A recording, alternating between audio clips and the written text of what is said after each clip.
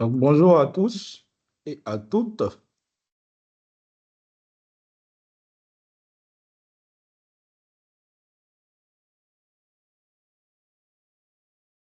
Bonjour, monsieur le coordonnateur.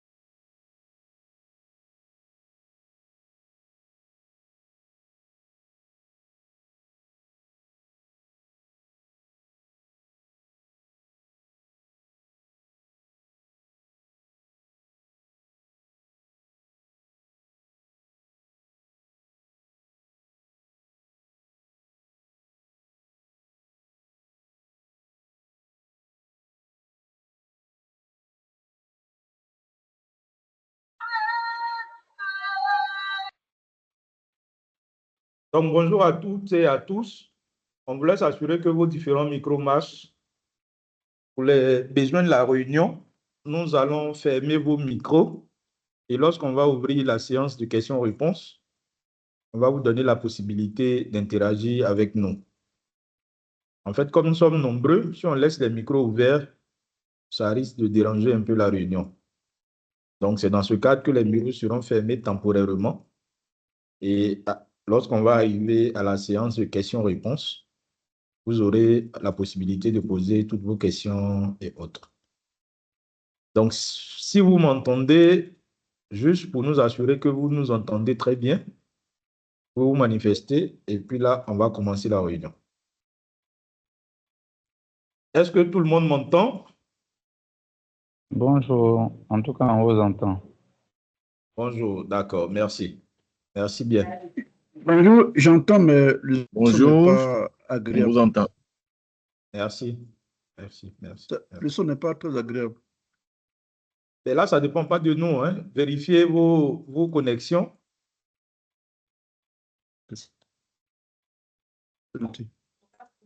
OK. Donc, Madame Diaby, vous pouvez fermer les micros, on va commencer. Quand c'est bon, vous me dites et puis je démarre la réunion.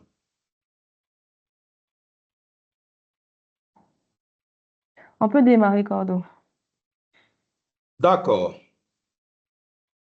Donc, chers participants, merci de vous être connectés à cette réunion en ligne.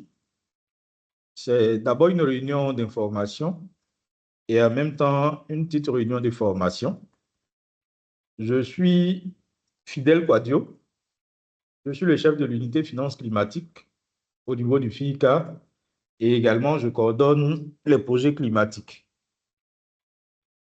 Donc, dans le cadre de nos différentes missions d'accompagnement des porteurs de projets au niveau national pour la mobilisation des financements climatiques, nous avons décidé cette année avant de lancer tout projet, d'échanger avec les potentiels porteurs sur d'abord la connaissance du projet, les critères et le mode de sélection pour assurer une traçabilité et pour assurer également une transparence dans tout ce que nous faisons et optimiser aux besoins les projets que nous allons recevoir pour sélection. Nous tenons là des retours d'expérience que nous avons eus sur des projets passés où lorsqu'on a lancé, on a eu beaucoup de projets, mais à l'évaluation, on s'est rendu compte qu'il y a beaucoup qui ne remplissaient pas les critères. Donc, nous avons décidé de changer cette approche en d'abord formant les potentiels bénéficiaires avant de lancer, disons, les projets. Donc, dans le cadre de cette initiative-là, la Côte d'Ivoire bénéficie d'un financement de la GIZ à hauteur de 1 million d'euros pour financer des projets d'adaptation, des petits projets d'adaptation, pour un montant global de 130 000 euros. Ça fait environ 85 millions de francs CFA. On va revenir dans les détails de la présentation. Donc, c'est un projet qui va durer 28 mois. On appelle le projet PACO. Et on a un ensemble de partenaires avec lesquels nous travaillons dans le cadre de ce projet. Donc, nous avons la GIZ, nous avons la Banque islamique de développement, nous avons la Banque africaine de développement, on a l'Institut de Potsdam sur la recherche sur les impacts du changement climatique. Peut-être que vous allez entendre parler de IKI au niveau de la GIZ, c'est eux. Et la Commission climat pour la région du Sahel, CCRS. Donc, c'est avec ce consortium-là que le FICA qui a été sélectionné pour le compte de la Côte d'Ivoire va travailler sur ce projet pendant les 28 mois. Donc, il faut rappeler que le projet PACO est financé dans 4 pays. Il y a la Côte d'Ivoire, il y a le Sénégal, il y a la République démocratique du Congo. Bonjour, comment ça va? Et le Bénin. Oui, ça va. Et je pense qu'il y a certains micros qui ne sont pas fermés. Merci. Donc, pour poursuivre, voilà le plan de présentation. On s'est donné 2 heures.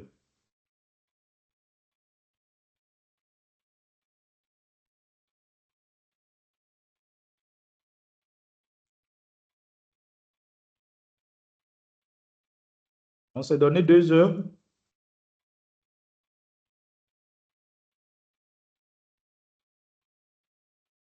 pour finir notre réunion. Donc, naturellement, on commence par le mot de bienvenue, l'introduction.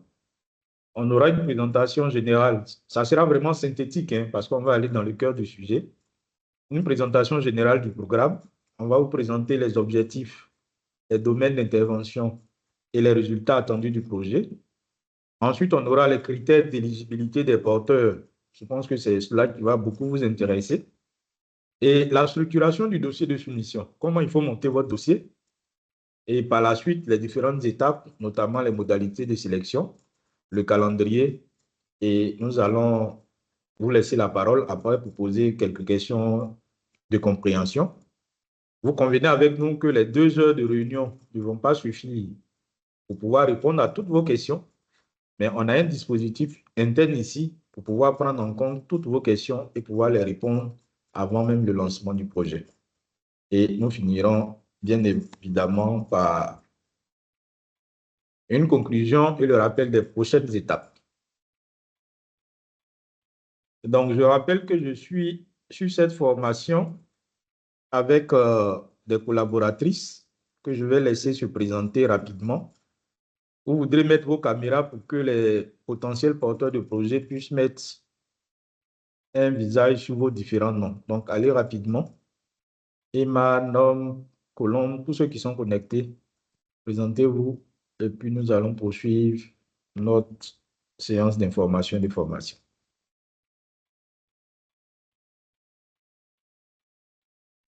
Madame Diaby. Bonjour à tous, je suis Konan Mettez vos caméras, Diaby s'il Emma. vous plaît. Vos caméras. Je suis Diaby Konaima, chargée de programme Fonds d'adaptation au FIRCA, responsable technique sur le PACO. Bonjour à tous, Madame Nyanzou Marie Colomb, chargée de programme Genre, sauvegarde environnementale, sociale et inclusion au FIRCA. Merci.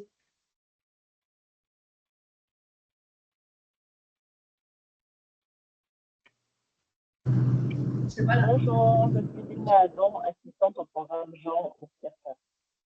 On arrive à chose. Pour la caméra, Alors, bonjour à tous. vous avez nos tours. Bonjour à tous. Doumbia Youssouf de l'OIR. On a un problème, on n'arrive pas à activer la caméra. Donc, bonjour à tout le monde et puis merci de nous avoir invités. Non, non, en fait, la caméra, c'est pour juste les collaborateurs au niveau du FICA pour le moment. Après, vous pourrez ouvrir vos caméras quand on va passer à la séance de questions-réponses. Ah, d'accord, d'accord. C'est Okay, pour que vous sachiez désolé, à qui vous adressez lorsque vous allez venir au FICA ici, en fait. D'accord, désolé, merci beaucoup. Allez. Donc, on va poursuivre la séance.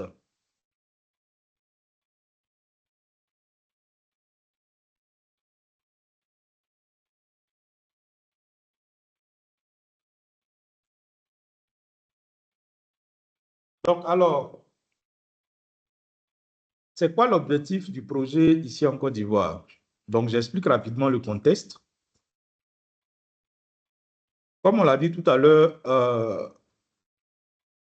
la GIZ, dans le cadre d'un appui à l'État de Côte d'Ivoire, a décidé de financer tout ce qui est en lien avec le renforcement de la résilience dans le domaine de l'adaptation en Côte d'Ivoire. Donc, ils ont décidé de mettre à la disposition de l'État de Côte d'Ivoire des ressources d'un montant de 1 million d'euros, comme je l'ai dit d'entrée de jeu. Et donc, le ministère de l'Environnement a décidé de passer par le FICA pour pouvoir mettre en œuvre ce projet. Donc, ça fait 2 ans que les discussions ont démarré. Les discussions ont démarré depuis la COP de Dubaï et ça s'est concrétisé cette année. Donc, le lancement officiel du projet ici en Côte d'Ivoire a eu lieu le 4 avril, ici au FICA. Et nous avons donc démarré les activités par l'organisation d'ateliers entre nous et les différents partenaires que j'ai cités tout à l'heure. Donc, c'est quoi l'objectif de ce projet? C'est de contribuer au renforcement de la résilience des communautés vulnérables en Côte d'Ivoire face aux effets néfastes du changement climatique, par la mise en œuvre de projets d'adaptation transformatrices à petite échelle qui contribuent à la gestion durable des ressources naturelles dans des secteurs ciblés, l'agriculture, les ressources en eau, la zone côtière et qui répondent aux besoins spécifiques d'adaptation des communautés locales vulnérables, notamment les femmes, les jeunes et les personnes et groupes marginalisés impliqués dans ces secteurs. Vous voyez que l'objectif, il est très long, mais l'objectif en lui seul résume tout le projet. Donc, il y a des mots-clés dedans et c'est ces mots-clés-là qu'on va rechercher dans vos différents projets que vous allez nous soumettre. Donc, gardez bien à l'esprit cet objectif et par la suite, vous verrez pourquoi l'objectif il est aussi long. Ensuite, comment le projet est compartimenté? Nous avons 3 champs d'action. Le premier champ d'action, ça ne vous concerne pas, ça concerne tout ce qui est procédure au niveau de la GIZ. Donc, le processus d'appel à candidature pour les petites subventions visant à appuyer la mise en œuvre d'initiatives locales d'adaptation au changement climatique est élaboré. Donc, c'est dans ce processus-là que nous sommes. Ensuite, le deuxième champ d'action, nous devons sélectionner pour le compte de la Côte d'Ivoire 5 projets d'adaptation.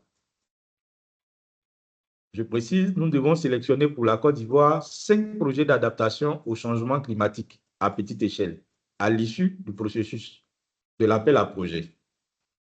Et le troisième champ d'action, lorsque nous allons finir de sélectionner les 5 projets, nous allons faire la mise en œuvre, le suivi, évaluation et dérouler toute la procédure de mise en œuvre de projet de façon classique que vous connaissez. Donc, comme je l'ai dit tout à l'heure, le champ d'action 1, c'est tout ce qui concerne la procédure que le FIC est en train de déclencher. Donc, on prépare, on planifie l'appel à projet, y compris tout ce que vous voyez. On organise des ateliers de formation pour les potentiels porteurs de projets, ça fait partie. Et on va procéder au lancement de l'appel dans quelques jours. Vous aurez la date tout à l'heure. Et on fait le suivi. Ensuite, le deuxième champ d'action, c'est qu'on organise le processus de présélection des projets. Donc, on va mettre en place un comité de sélection national. Ça ne sera pas que le FICA, ça sera le FICA, les partenaires du consortium, le ministère de tutelle, le ministère de l'Environnement et tous les experts qu'on aura désignés ici dans les 3 secteurs identifiés, agriculture, ressources en eau et zone côtière. On va les identifier et ils vont participer à ce comité de sélection-là. Et au niveau du 3e champ d'action, comme je vous l'ai dit, c'est la procédure classique de mise en œuvre des projets. Donc, au niveau des résultats, je pense qu'on va passer dessus rapidement. Donc, au terme des 28 mois, il faut qu'on ait une structure opérationnelle de projet qui fonctionne. Ça, c'est, je veux dire, classique aussi. Mais l'élément important en termes de résultats, c'est que sur les 5 projets qui seront sélectionnés, il y a un projet dans le domaine thématique de l'agriculture qui va poursuivre, je veux dire, l'action au thème des 28 mois de projet. Donc, ce projet-là fera l'objet d'une évaluation et on va l'inscrire dans un programme qui est mis en place par la BAD. Ils appellent ça le programme ABM, Mécanisme des bénéfices de l'adaptation. Donc, on va poursuivre l'action avec ce projet-là qui sera sélectionné. Donc, je répète, sur les 5 projets d'adaptation qui seront sélectionnés, les 5 projets vont faire l'objet d'évaluation approfondie et un projet va être sélectionné pour poursuivre l'aventure au terme des 28 mois.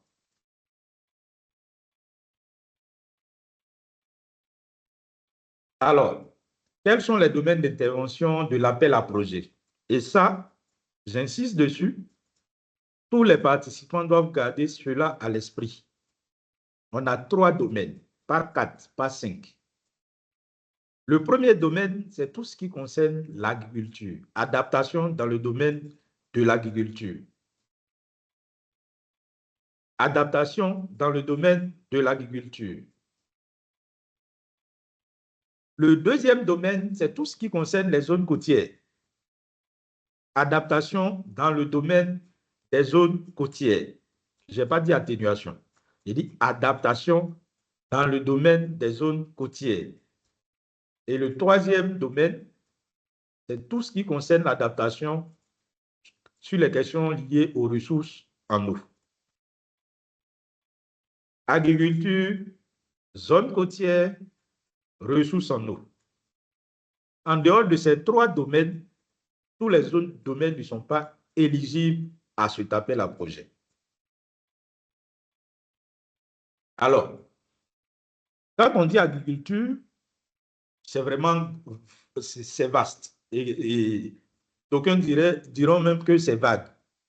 Donc, on a décidé d'identifier quelques sous-domaines au niveau de l'agriculture qui pourraient être éligibles à cet appel dans le domaine de l'adaptation. Donc, en 1, on a tout ce qui est lié à l'amélioration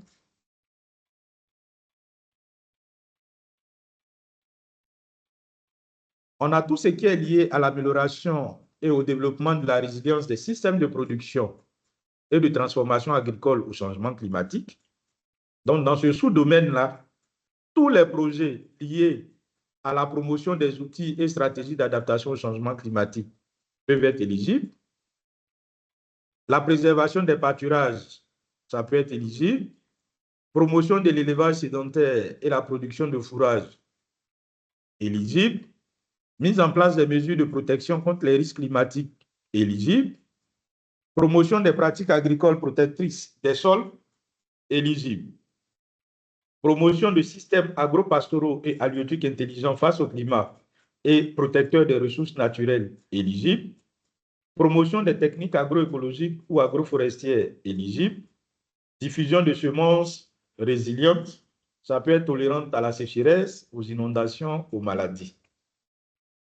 Donc, dans ce sous-domaine-là, voilà quelques éléments d'orientation qu'on essaie de vous donner pour que ceux qui veulent rentrer dans ce sous-domaine-là puissent être bien orientés. Le deuxième sous-domaine, c'est la gestion durable des terres. Donc, tout ce qui est promotion de techniques de conservation des sols peut être éligible. Promotion du reboisement ou agroforesterie peut être éligible. Le troisième sous-domaine, c'est la gestion intégrée des ressources agro-silvopastorales. Donc, on a tout ce qui est développement de la micro-irrigation, l'aménagement des bas-fonds et des périmètres irrigués, le développement des aménagements et des infrastructures aquacoles résilients au changement climatique, ça peut être également éligible. Après, on va vous partager la présentation pour que vous ayez ça comme, je veux dire, support pour pouvoir poursuivre votre processus. Le quatrième sous-domaine au niveau de l'agriculture, c'est tout ce qui est infrastructure rurale résiliente au changement climatique. Donc, tout ce qui est lié à l'amélioration des conditions de stockage post-récolte pour limiter les pertes alimentaires peut être éligible. Cinquième sous-domaine, innovation et transfert de technologies. On a la vulgarisation de technologies d'adaptation spécifiques. Donc, tout ce qui est lié aux biofertilisants, aux drones ou la surveillance agricole, tout ça peut être éligible. Sixième sous-domaine, le renforcement des capacités et la sensibilisation. Donc, tout ce qui est lié au système d'alerte précoce et information climatique, éligible. Intégration de l'adaptation dans les politiques et plans agricoles locaux, éligible. On va rentrer maintenant dans le domaine des ressources en eau. Donc, le 1, mobilisation et gestion durable des ressources en eau, sous-domaine. Donc, on a la restauration et la sauvegarde des forêts galeries, les têtes de source, les écosystèmes associés, tout ce qui est lié à la récupération et au stockage des eaux, tout ce qui est lié aux petits barrages, bassins de rétention ou digues multifonctionnelles, c'est des thématiques qui peuvent être éligibles. Le deuxième sous-domaine, c'est en termes de technologie d'irrigation économe en eau. Donc, goutte à goutte, aspersion, et j'en passe, tous ceux qui connaissent le domaine de l'irrigation. Donc, tout ce qui est lié à la gestion intégrée des ressources en eau peut être éligible. Troisième sous-domaine des ressources en eau, on a l'amélioration de l'accès à l'eau potable, résilient au climat. Donc, la promotion de forages adaptés aux aléas climatiques pour les sécheresses prolongées. Et on a les réseaux de distribution résilients, protection contre les inondations et autres, peut rentrer dans ce sous-domaine-là.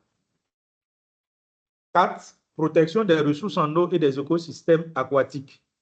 Donc, tout projet de reboisement des bassins versants peut être éligible dans ce sous-domaine. La lutte contre la pollution des eaux, éligible également. Et enfin, le dernier domaine, la zone côtière, sous-domaine protection physique et restauration des zones côtières.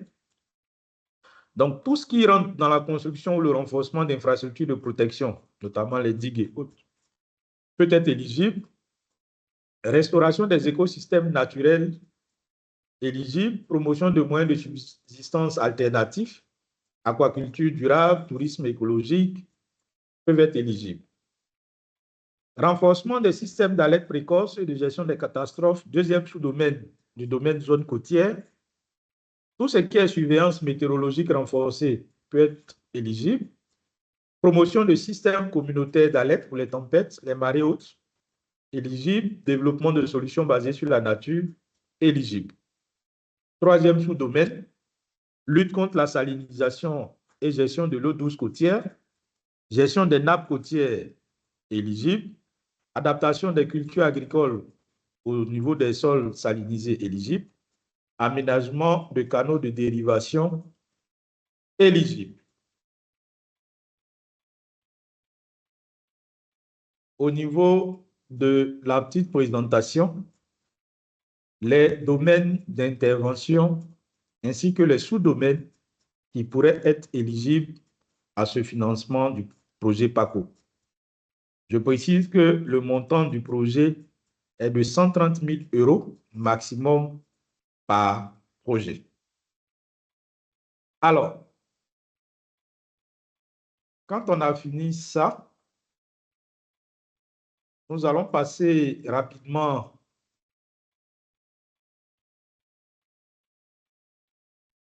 à une autre présentation, notamment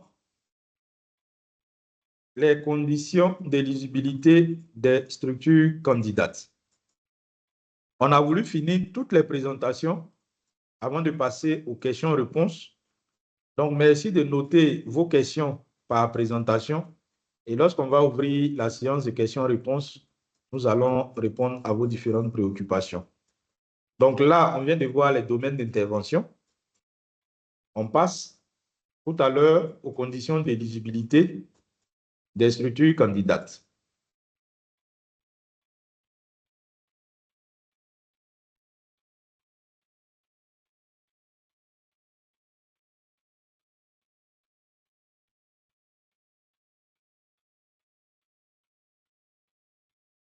Donc, on poursuit.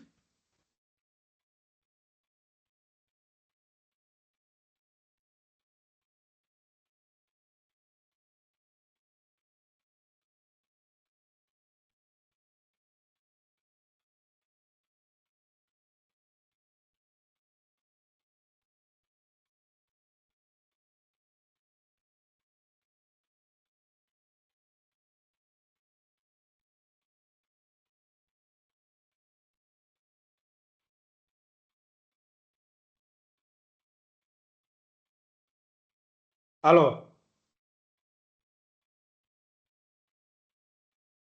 quelles sont les structures qui sont éligibles à l'appel à projet PACO, les cibles qui sont visées? Donc, il est marqué que toute personne morale de droit public ou privé établie en Côte d'Ivoire, opérant au bénéfice des communautés locales et impliquée dans la mise en œuvre de projets d'adaptation au changement climatique. Tout ça, c'est encore flou. Donc, on allait dans le détail. Type de structure concernée, tout ce qui est ONG nationale, tout ce qui est organisation de la société civile, tout ce qui est organisation professionnelle agricole, tout ce qui est interprofession agricole, les collectivités, les structures de recherche, de vulgarisation ou d'encadrement, les groupements d'artisans, fondations, les petites et moyennes entreprises du secteur privé. Donc, si vous vous reconnaissez dans toutes ces structures, ça veut dire que vous êtes éligible au financement du projet PACO. Quelles sont les conditions pour pouvoir bénéficier de ce financement? Donc, on a essayé d'être le plus souple possible avec le partenaire, la GIZ, pour vraiment permettre à beaucoup de structures nationales de participer à l'appel à projet. Donc, première condition, c'est l'existence juridique et physique. Donc, avoir une existence formelle, avoir un siège implanté en Côte d'Ivoire avec des outils de travail adéquats et un minimum de personnel en place qui est sous contrat. Donc, ces éléments-là, nous allons les vérifier lorsqu'on va faire la sélection. Deuxième condition, avoir une organisation administrative, financière et comptable. Je pense que toutes les structures qui sont connectées, vous savez de quoi on parle. Il faut disposer des documents appropriés qui prouvent que votre structure vraiment fonctionne. Donc, organisation, problème de connexion.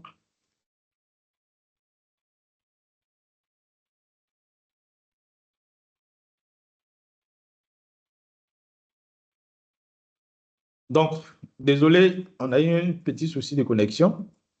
Donc, disposer des rapports d'activité. Si vous avez un conseil d'administration, peut-être c'est les PV de réunion, des choses comme ça qu'on va vous demander.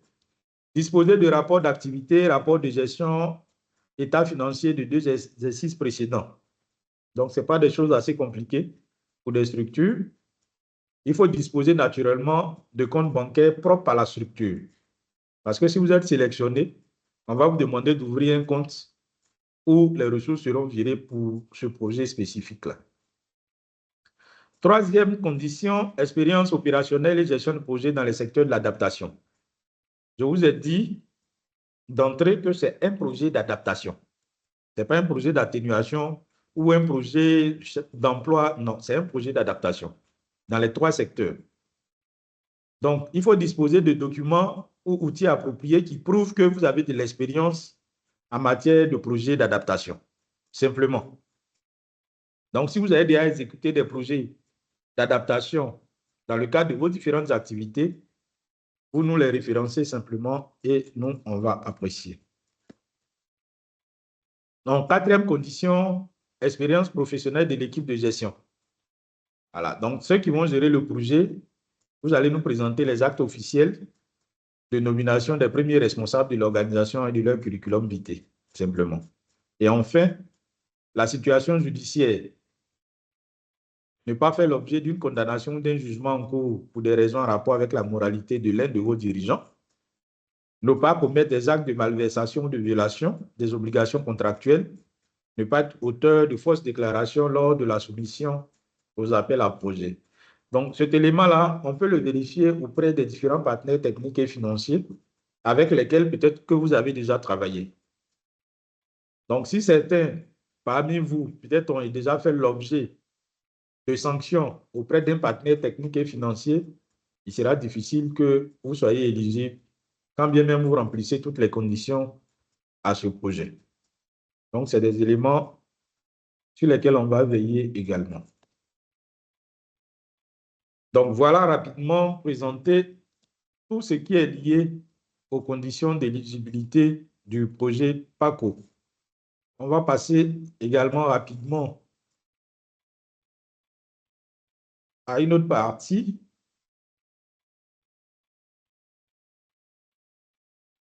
Donc, les modalités de sélection.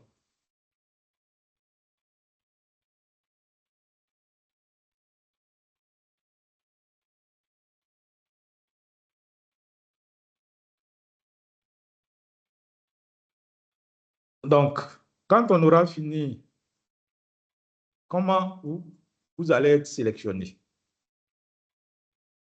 Donc, étape, méthode d'évaluation et de sélection. J'ai dit également tout à l'heure qu'on allait mettre en place un comité d'études et de sélection des projets composé de représentants du FICA, de représentants des membres du consortium, GIZ, BAD, Banque islamique de développement, IKI, CCRS, ministère de l'Environnement et des experts nationaux dans les 3 domaines que nous avons présentés. Experts en adaptation, experts en ressources en eau et experts en zone côtière. Donc, ils seront désignés et nous allons constituer un comité. Donc, quand les dossiers vont venir, les différentes étapes, on va réceptionner les dossiers et les répartir selon l'expertise de chacun des experts qui seront identifiés par l'ensemble des partenaires du projet. Donc après, il y aura l'ouverture et la vérification. Donc ça, on va passer dessus rapidement. L'évaluation des soumissions, la présélection de projets.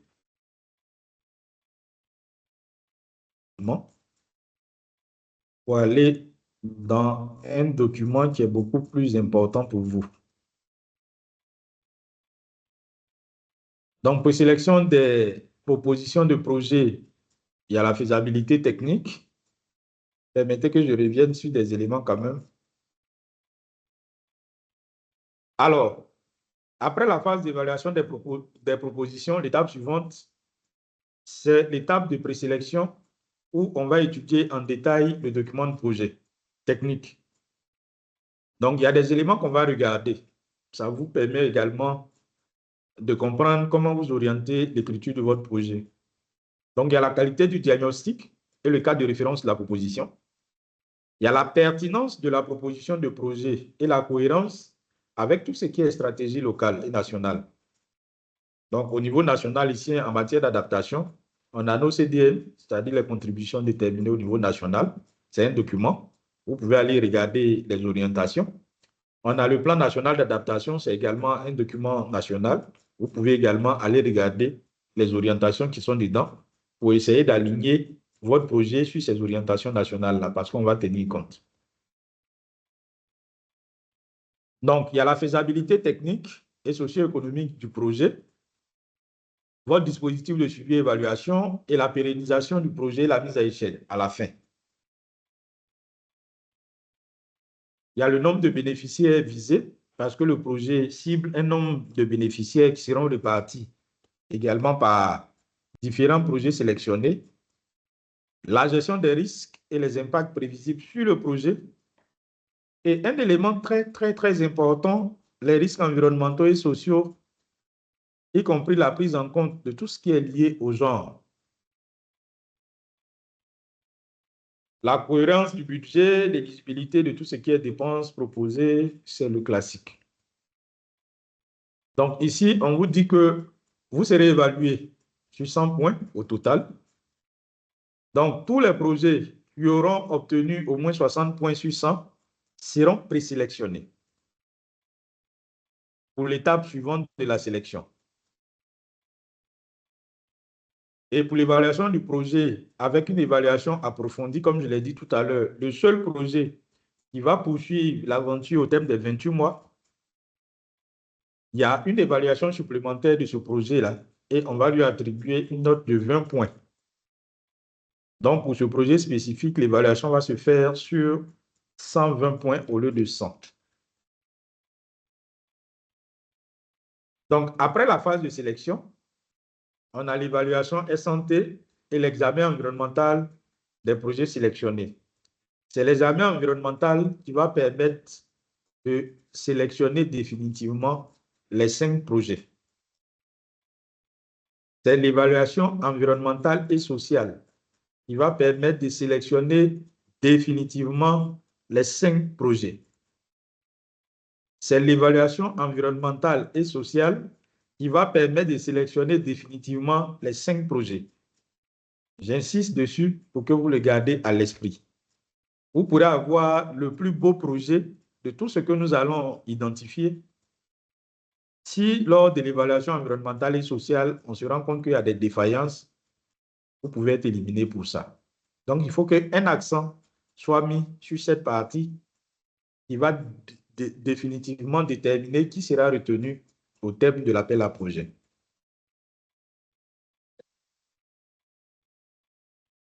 Donc, ça va consister en des missions de terrain pour évaluer. Bon, avec vos questions, nous allons revenir dessus. Voilà. Donc, ici, sélection finale, bon, je pense que je l'ai déjà dit. Et après, c'est le processus administratif. Hein. On va soumettre pour validation au bailleur. Pour ceux qui ont déjà participé à des projets, c'est un peu comme demander l'anneau pour la finalisation, c'est-à-dire l'avis de non-objection pour la finalisation au bailleur.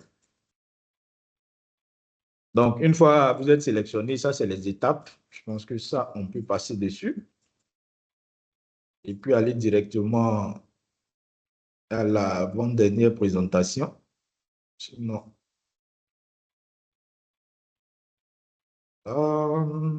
qu'est-ce qui nous reste? 5, on va finir. Voilà. Madame Diaby, est-ce qu'il nous reste un élément à présenter avant les questions-réponses? Je pense que c'est tout. Il y a la structuration du dossier de candidature que je n'ai pas présenté. Donc, je vais le présenter rapidement et puis nous allons passer aux questions-réponses. Donc, tous ces éléments-là, vous les aurez dans le dossier d'appel à projet. Donc, voilà un peu comment sera présenté votre dossier de soumission. Il y a tout ce qui est partie administrative. Donc, il y a le courrier de soumission. Il y a la fiche d'identification et d'engagement des différents participants. Si vous êtes en consortium, si vous êtes en groupement, donc cette fiche-là va vous permettre de vous identifier. Ensuite, il y aura la fiche d'identification du coordonnateur du projet qui permet d'avoir toutes les informations sur lui. La fiche d'identification du personnel de soutien Parce que vous aurez l'équipe principale du projet et puis l'équipe d'appui. Donc, ces fiches-là vous permettent d'identifier toutes ces personnes-là. J'insiste pour vous dire, tel que c'est présenté, il faut renseigner tel que c'est présenté simplement. Ne vous compliquez pas la tâche. Vous prenez le dossier de soumission, vous prenez partie par partie, vous renseignez tel que c'est fait dans le dossier d'appel à projet qu'on va lancer. C'est la même chose que vous allez voir dans les journaux, sur les sites internet du FICA ou des partenaires techniques et financiers. Donc, la deuxième partie, c'est l'offre technique, c'est-à-dire la formulation de votre projet. Donc, il y a la partie contexte, description, faisabilité, étude environnementale. C'est un peu comme le plan de votre projet. Vous prenez le contexte, les éléments qu'on demande, vous les renseignez dedans. Vous décrivez votre projet conformément à ce qui vous est demandé. Tout ce qui est faisabilité technique et opération, vous le décrivez.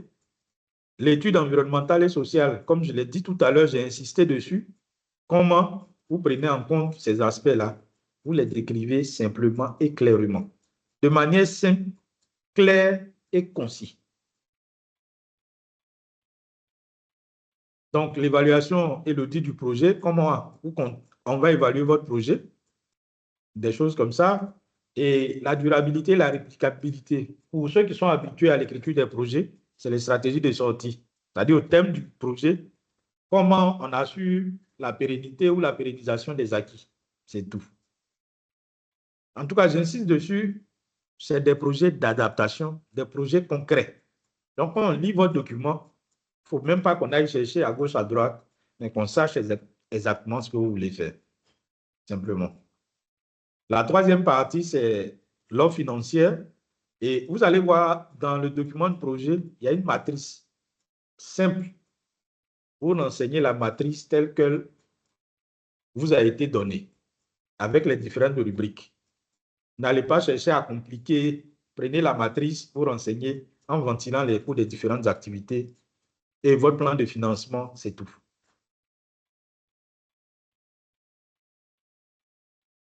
Donc, les principales exigences de la soumission. Ça aussi, quand vous allez relire les présentations, regardez bien cet aspect. On vous dit que les soumissionnaires sont tenus de soumettre une proposition rédigée en français et présenter des coûts exprimés dans un tableau bien détaillé en francs CFA. En un mot, votre document doit être facile à lire, clair, je veux dire, pas compliqué. Un document bien ordonné. Ça, j'insiste dessus. Parce que souvent, on reçoit des documents de projet et les gens sont obligés d'aller chercher les éléments à l'intérieur, faciliter la tâche aux évaluateurs. On précise encore que le soumissionnaire est tenu de choisir une seule thématique parmi celles faisant l'objet de financement du PACO. Donc, si vous optez pour l'agriculture, vous restez sur l'agriculture. Je m'appelle structure Quadio. Je veux postuler au PACO. Si j'ai postulé sur l'agriculture, je postule sur l'agriculture. Mais je ne postule pas sur l'agriculture, les ressources en eau et la zone côtière en même temps. Il faut que ce soit clair. Vous êtes tenu de choisir une seule thématique sur laquelle vous postulez. Dans l'identification de vos bénéficiaires directs, j'insiste, bénéficiaires directs, on doit avoir au moins 625 bénéficiaires, dont la moitié des femmes. C'est du projet, c'est le bailleur qui l'a demandé et donc on le suit. Donc, si vous avez 624 bénéficiaires directs, vous convenez avec moi que vous serez éliminé. Mais si vous avez 626, 1000, 2000, nous, on n'a pas de problème avec. Mais au moins, par projet, on va avoir 625 bénéficiaires directs, dont au moins 50% de femmes. On va revenir sur les questions, je pense qu'on va clarifier certains éléments. La durée du projet. La durée globale du projet est de 28 mois, mais pour les projets spécifiques, les 5 projets là, la durée c'est 20 mois. Donc, votre planification doit s'étaler sur 20 mois. J'insiste. La durée globale du parcours en Côte d'Ivoire est de 28 mois, mais la durée de vos projets est de 20 mois. Les 8 mois, c'est tout ce qui est contractuel lié à la fin du projet que le FICA va exécuter avec la GIZ. Donc, si vous nous proposez des projets de 22 mois, de 23 mois, ça ne va pas passer.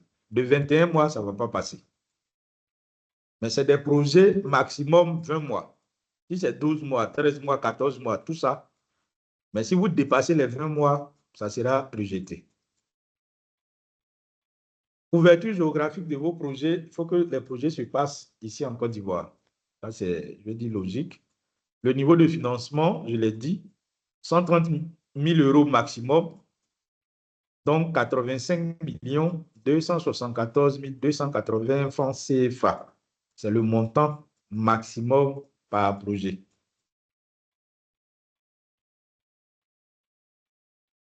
Donc, quels sont les critères de recevabilité de vos dossiers? L'éligibilité de l'organisme porteur du projet avec au moins 2 ans d'existence. Si vous avez 1 an, rejeté. La présence et la validité de toutes les pièces administratives de l'organisme porteur, donc ce que j'ai présenté dans le slide, dans la présentation précédente. Toutes les pièces qu'on demande, vous listez ça simplement, vous les mettez dans votre document. La conformité du projet avec l'un des domaines retenus dans l'appel à projet. On a dit, on a 3 domaines thématiques: agriculture, ressources en eau, zone côtière. Donc, si vous m'envoyez un projet qui n'a rien à voir avec ces 3 thématiques, vous êtes éliminé. Voilà. Donc, il ne faut pas qu'on vienne expliquer que non, en fait, ça se fait. Non. Agriculture, ressources en eau, zone côtière. Et on a donné les sous-domaines, quelques sous-domaines. Donc, faites l'effort de rentrer dans ces rubriques-là pour éviter les explications. Il faut également respecter le cadre de financement. On a dit le montant maximum, c'est 130 000 €, les 85 millions et quelques. Si vous envoyez un budget de 86 millions, votre dossier sera rejeté. Et dans la matrice dont j'ai parlé au niveau de l'offre financière, il y a tout ce qui est rubrique éligible. Donc, si vous envoyez des rubriques qui sont inéligibles, on va les rejeter. C'est pour ça qu'on prend le temps d'échanger avec vous avant que vous ne soumettiez vos différentes propositions. Au moins, vous avez l'information. La période du projet, je l'ai dit tout à l'heure, c'est 20 mois. Si vous nous envoyez 20 mois et demi, votre dossier est rejeté. Maximum 20 mois. On vous a donné un canevas, et je l'ai dit aussi tout à l'heure. Restez dans le canevas. Si vous sortez du canevas, au niveau de la conformité, on va rejeter votre dossier. Les modalités de soumission. Donc, on vous a montré 3 parties. La partie administrative, technique et financière. On vous dit que ces 3 parties-là doivent obligatoirement être remplies conformément au formulaire de soumission, qui sera en annexe 1 du document d'appel à projet que vous allez voir sur les différents supports de communication quand on va lancer. Et bien relié, s'il vous plaît. Présentez très bien vos documents et reliez-les très bien. Parce qu'on a reçu souvent aussi sur des projets ici, le document, dès que vous le prenez, tout se détache. Et c'est difficile souvent à lire. On le dit, peut-être que c'est d'aucuns diraient, mais pourquoi d'autres le font? Mais c'est des cas auxquels nous sommes confrontés. Donc faites bien vos relus, présentez bien vos documents avant de les soumettre. Et pour éviter qu'on aille dans tous les sens au niveau de la présentation, on vous a donné une indication sur la police, la taille et l'interligne. Vous suivez ça simplement. On vous a dit police, vous prenez Arial, la taille c'est 11, l'interligne 1, marge 2 cm. Vous donnez à vos assistantes, je pense qu'elles sont spécialisées dans les questions de mise en forme. Quand les techniciens ont fini, ils font la mise en forme et puis vous présentez votre document. Je pense que ça va nous aider, nous tous. Bon, ça, c'est des détails. Hein. Il faut que le document soit lisible. Et on vous dit, les documents doivent être soumis dans une enveloppe scellée. Vous savez de quoi on parle. À l'adresse qui est indiquée, qui sera indiquée dans l'appel à projet. Donc, au FICA, on va vous indiquer ça. Et les demandes qui seront envoyées par d'autres moyens hors que ce qui est précisé dans l'appel à projet, on ne va même pas les recevoir. Donc, quand vous allez recevoir le document d'appel à projet, regardez où vous devez et comment vous devez envoyer vos offres. Vous vous mettez juste dans ça. Si on vous a dit, vous venez déposer au FICA, vous venez déposer au FICA. Si on vous a dit, vous partez déposer à la GIZ, vous regardez ce qui est dans l'appel. Ne cherchez pas d'autres moyens pour pouvoir déposer, sinon ça sera rejeté. Donc, on demande que les demandes soient soumises en 10 exemplaires avec un original, 9 copies, format A4. Ça, c'est des éléments que vous allez voir. Donc, voilà. Mesdames et messieurs, ça a été peut-être un peu long, mais les éléments qu'on avait bien voulu partager avec vous dans le cadre de cette réunion. Madame Diaby, je pense que tous les éléments ont été présentés et nous allons passer à la session de questions-réponses avec les participants sur des clarifications et autres. D'accord. Merci D'accord, monsieur le beaucoup. coordinateur. Merci beaucoup pour votre présentation. Donc, nous allons passer à la session des questions et réponses. On va ouvrir les micros. D'accord, je vois une main levée. Monsieur Vazoumana, vous avez la parole.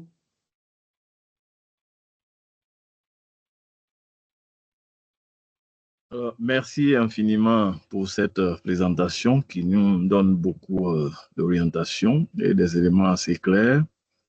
Ce que je voudrais savoir, est-ce que des consortiums sont permis entre les OSC pour pouvoir mener l'activité? Autre élément, est-ce qu'une organisation peut porter deux projets, peut soumettre deux projets en lien, bien sûr, avec la même thématique? Merci. Merci, monsieur Vazoumana. Donc, on va prendre une autre question. Monsieur Kwasi Rodrigue.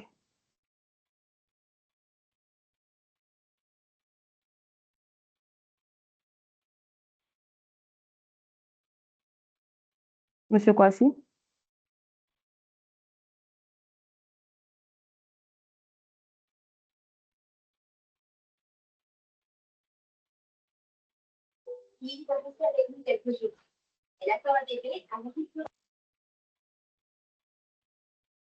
Monsieur Kwasi, vous m'entendez?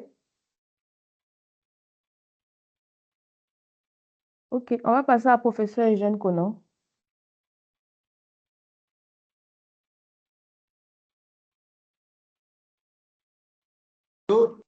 Allô, est-ce que vous m'entendez? Oui, on vous entend, professeur. Oui, merci pour la présentation. J'aimerais avoir une clarification.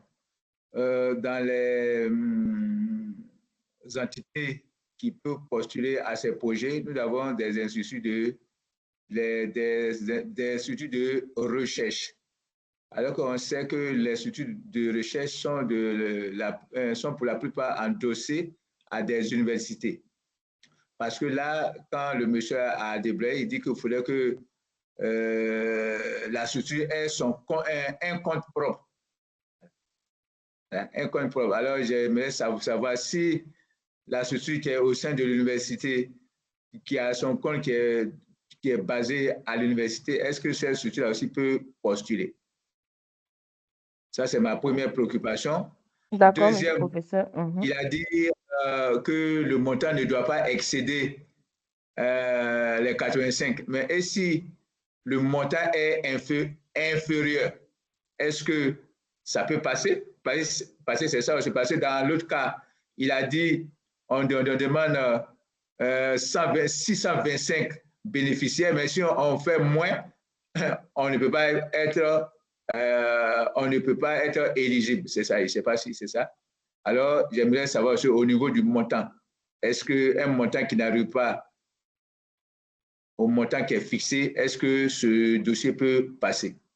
Voici mes deux préoccupations. D'accord, OK. Merci beaucoup, professeur.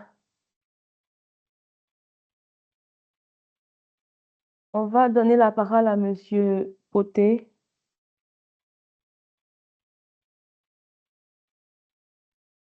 Oui, allô, vous m'entendez? Oui, on vous entend, monsieur. Allô, vous m'entendez? Oui, Ok, on d'accord. vous entend, monsieur Poté. D'accord. Je m'appelle Jean-Axel Poté et je travaille avec Green Invest Africa, une société de conseil d'ingénierie climat et bas carbone. J'avais plusieurs questions, mais je vais en poser une et je vais en poser d'autres après. Concernant le nombre limité de projets de thématiques, plus tôt, j'ai cru comprendre que M. Kouakou avait fait référence au consortium. Donc, j'aimerais poser un cas de figure et savoir comment ça se passe. Disons qu'on a un consortium avec une autre compagnie ou une autre entité et qu'on fait une présentation. Enfin, on dépose un de nos projets en tant que consortium dans une certaine thématique. Est-ce qu'on peut poser un autre projet dans une autre thématique en tant que entité individuelle? D'accord, bien noté. Donc, je récapitule. Est-ce qu'on Mhm. peut poser un projet en tant que consortium dans une thématique et poser un autre projet dans une autre thématique en tant qu'entité individuelle? D'accord, bien noté, monsieur Poté. On va passer à Madame Kofi. Oh oui, votre micro, Madame Kofi. Bonjour. Bonjour à tous. Alors, Bonjour, merci Madame Kofi. beaucoup, Monsieur Kouadio, pour votre présentation. Alors, moi, ma préoccupation se situe dans la partie des éléments d'éligibilité. Vous avez parlé de rapport d'activité, de bilan financier. Est-ce que, en tant qu'entreprise privée, nous, on doit faire un rapport d'activité ou bien le bilan de notre société? C'est la première question. La seconde question, est-ce qu'on peut s'affiler à une ONG pour monter le dossier de soumission? Est-ce que c'est possible de s'affiler à une ONG? Oui, parce que là, on parle de coordination et tout.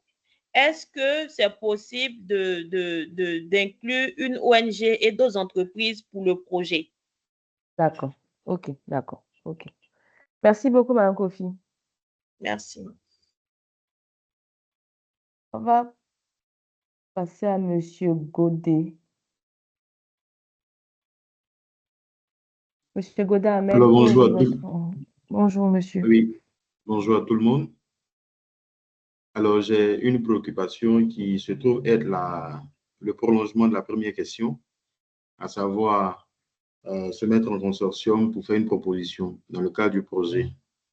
Alors, j'aimerais savoir, dans le cas où c'est possible de se mettre en consortium et qu'on décide, nous, de nous mettre en consortium avec d'autres structures, quels sont les documents à déposer? Est-ce que c'est seulement les documents de la structure leader ou bien toutes les structures qui sont intégrées dans le consortium doivent également déposer leurs différents documents? Merci à vous. OK, merci beaucoup, monsieur Godet. On va passer à monsieur Kwasi en espérant que...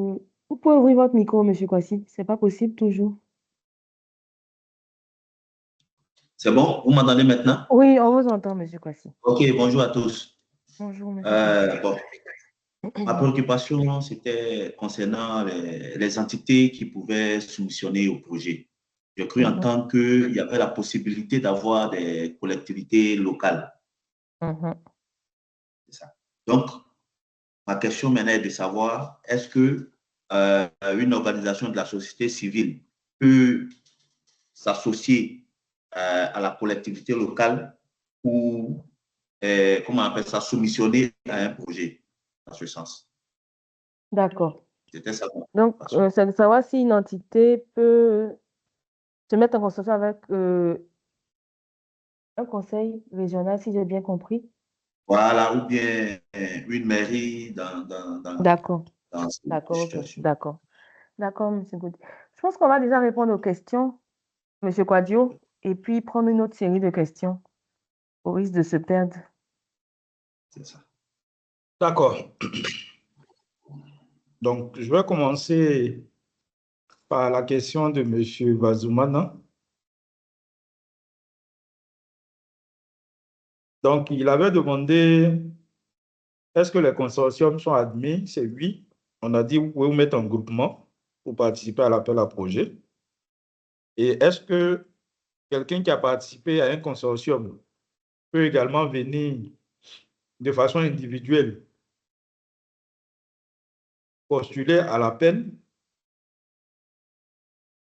Je pense que là, la question mérite d'être analysée. Si vous êtes chef de file, parce que tel que nous avons présenté le dossier de soumission, vous allez le voir dedans, c'est le chef de file du consortium qui est mis en avant. Les autres participent. Si vous êtes chef de file du consortium, vous ne pourrez pas venir en tant que structure individuelle. Je donne un exemple simple pour étayer ce que je dis. Vous êtes l'entreprise X et vous vous mettez en consortium avec YZ. Si c'est vous, l'entreprise X, qui êtes le chef de file, parce que c'est à vous qu'on va demander un certain nombre d'éléments, et que vous venez repostuler en tant qu'entreprise X, ça ne passera pas. Je ne sais pas si je me fais comprendre.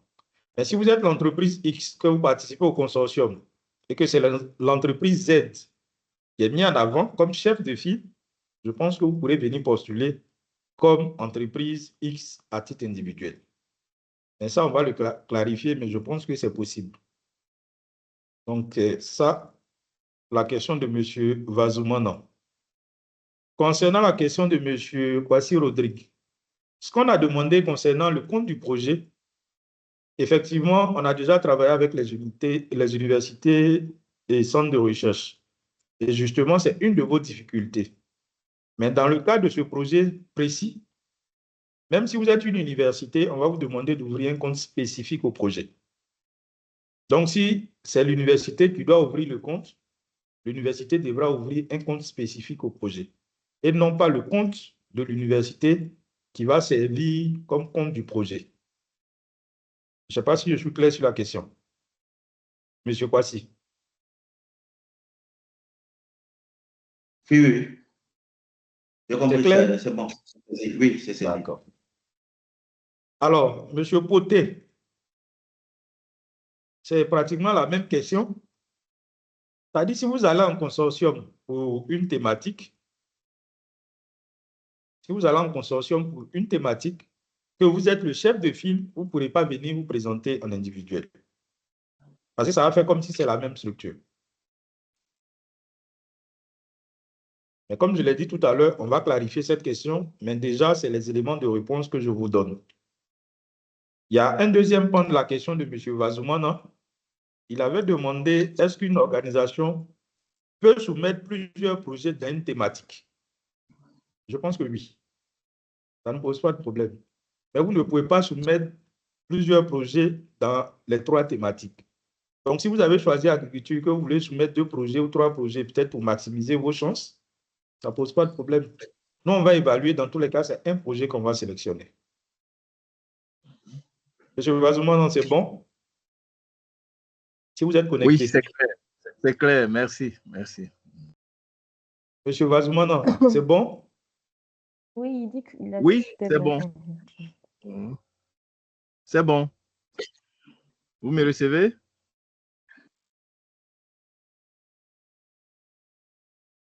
On a perdu M. Quadio. Oui, Vazoumana, c'est bon. Madame Diaby? Oui, oui, OK. Cordo. Madame Kofi Ophélia. Question sur les critères d'éligibilité. Est-ce qu'en tant que structure privée, vous devez présenter un bilan? Naturellement, oui. Les documents que nous demandons, si c'est vos rapports d'activité, si c'est des bilans, c'est ces documents-là qui justifient de l'opérationnalité de votre structure. Donc, en fonction de la nature de votre structure privée, vous savez plus ou moins quels sont les documents que vous pouvez présenter. Si c'est des états financiers, si c'est un bilan, si c'est des rapports d'activité, en tout cas, c'est ces éléments-là que nous allons vérifier avec vous. Maintenant, est-ce que vous pouvez vous affilier à une ONG pour participer? Naturellement, oui, ça ne pose pas de problème. Les groupements sont acceptés dans le cadre de ce projet. Et je l'ai dit dans ma... Donc, Monsieur Godet, est-ce qu'on peut se mettre en consortium avec d'autres structures? Je pense que c'est oui. Si j'ai bien cerné votre question, ça ne pose pas de problème. Les groupements, effectivement, sont acceptés. Et enfin, M. Kwasi, sa question, je n'ai pas pu noter sa question. Donc, Mme Diaby, si vous pouvez revenir dessus. Est-ce qu'une La question entité de M. Kwasi. on peut aller en consortium avec, la société civile peut aller en consortium avec un conseil régional ou une mairie? Est-ce que M. Kwasi Oui, voulait comme on l'a dit, savoir? tout ce qui est groupement est, je veux dire, encouragé dans le cadre de ce projet. Seulement, vous allez choisir un tête de file, c'est-à-dire un responsable. Soit c'est la collectivité, soit c'est l'organisation de la société civile, soit c'est l'ONG, soit c'est le centre de recherche. Mais en interne, vous décidez. Et quand on va vous présenter le dossier de soumission, il y a des éléments qui seront demandés au chef de file et aux membres du consortium. Voilà. Monsieur Kwadjo, je voulais revenir sur la question de M. Godet. Comment? Je voulais revenir sur la question de M. Godet. Il demandait, dans ce cas, quels étaient les documents? Est-ce que chaque structure devait déposer des documents ou c'était seulement le chef de file? Non. En cas d'un consortium. En cas du consortium, ce qui est demandé, laissez-moi rentrer dans le document de fiche d'identification et d'engagement des différents participants. Ça sera la fiche 2. Quand vous allez recevoir le dossier de soumission, ça sera la fiche 2. Et cette fiche 2-là, on dit, comporte le nom, la nature et l'adresse des différentes structures. Donc, si vous êtes 3, on aura tous ces éléments-là. Ensuite, le nom et la qualification des responsables de l'institution qui constitue le consortium. On vous demande d'en citer au moins 3, parmi les plus importants de façon hiérarchique. Le budget global annuel géré par chacune des institutions. Donc, ça, c'est des détails. Juste pour vous dire qu'il y a un certain nombre d'éléments qu'on demande à chaque institution qui participe au consortium. Voilà. Ce n'est pas juste le nom.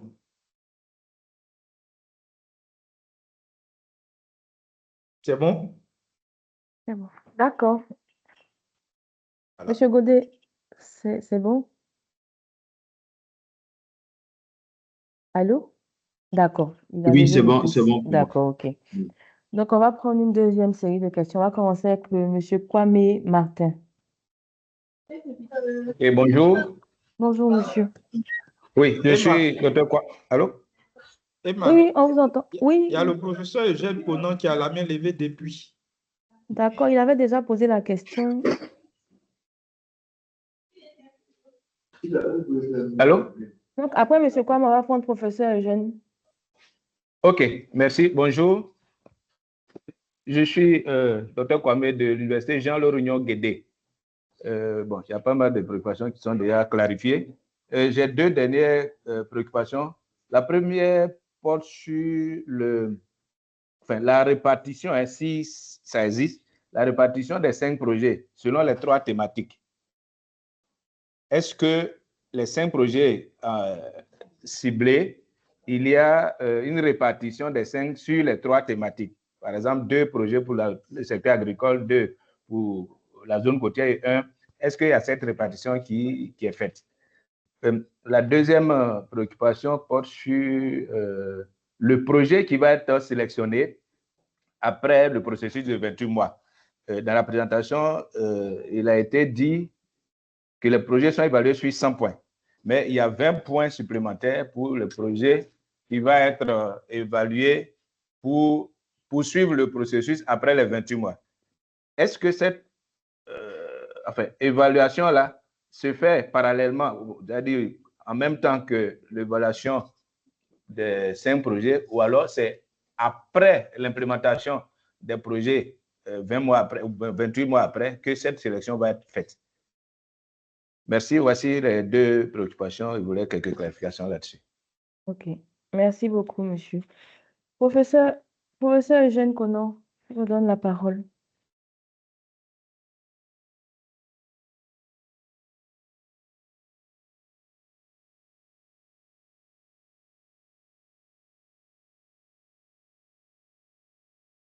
Professeur?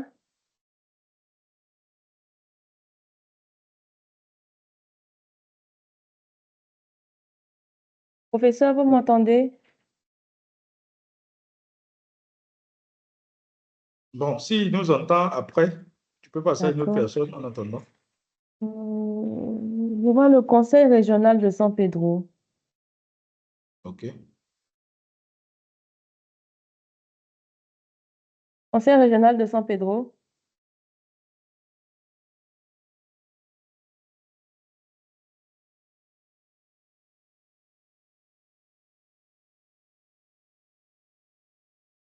Il y a Le conseil Fabrice régional. Moué qui a levé la main. Ceux qui ont déjà posé les questions, si vous n'avez plus de questions, vous pouvez baisser la main. Moi, j'ai une question. Allô? Conseil régional, c'est bon? Oui, oui. Oui, c'est bon. D'accord. Mhm. Bonjour, je suis M. Cramo, conseil régional de San Pedro. Peut-être, monsieur, je n'ai pas bien entendu. M. Cramo, conseil Monsieur régional de Cramo, San Pedro. d'accord. OK. Oui. Monsieur Cramo, vous avez la parole. Voilà, désolé encore pour des soucis de connexion, on n'a pas pu prendre la réunion à temps. Donc, pour ne pas revenir sur tout ce qui a été dit, est-ce qu'on pourrait avoir un contact pour avoir plus d'informations avec la personne? D'accord. Bien noté, monsieur Cramo. Maintenant, j'ai une question concernant le consortium. Est-ce que nous, conseil régional, on peut aller seul postuler pour plusieurs projets dans la même thématique? Ou est-ce qu'on est obligé de se mettre en consortium, soit avec une ONG ou bien une université, pour pouvoir postuler? D'accord. OK. Bien noté, monsieur.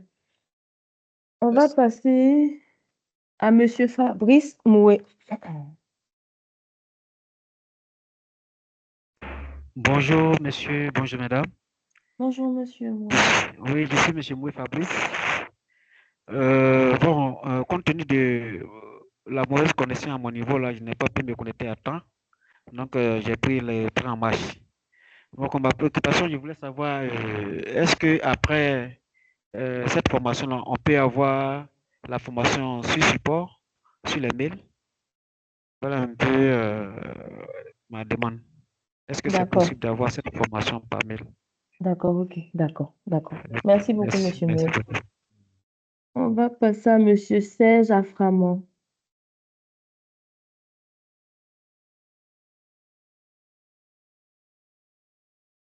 Monsieur Aframon?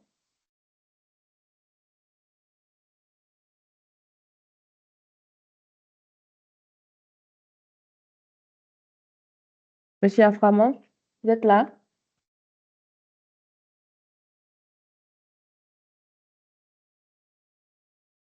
On va passer à monsieur Geoffroy Kofi.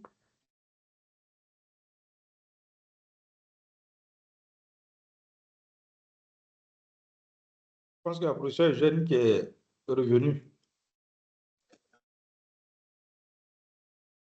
Allô? Monsieur Geoffroy, oui? Oui, je suis Geoffroy Kofi, directeur exécutif de l'Interprofession Union de Côte d'Ivoire. Oui, Alors, monsieur. voilà, ma préoccupation se situe au niveau de l'impact environnemental et social dans la rédaction du projet. Et la question c'est, est-ce que c'est juste, on va indiquer, n'est-ce pas, l'impact environnemental et social de notre projet, ou bien on va prendre un cabinet pour aller faire cette étude qui sera, n'est-ce pas, intégrée dans le projet? Et si c'est le cas, est-ce que les coûts liés, n'est-ce pas, à cette étude pourront être remboursés dans le cadre du projet? Merci. D'accord. Merci beaucoup, monsieur. Hum, Monsieur Nyanko Junior.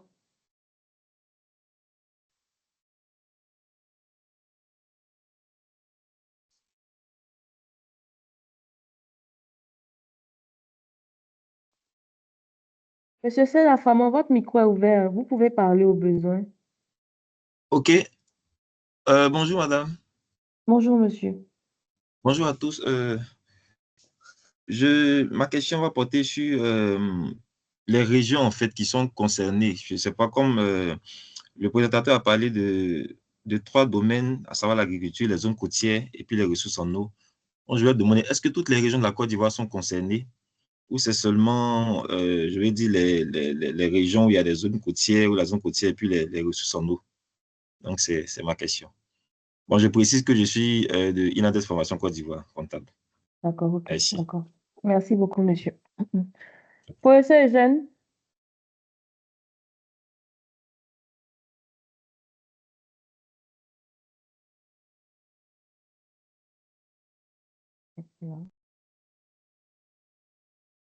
Excusez-moi, le professeur Eugène a dit dans les commentaires qu'il avait une réunion à midi, à 11h, pardon.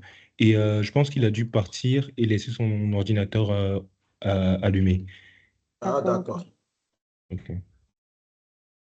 Donc, monsieur Nyankou Junior, vous avez...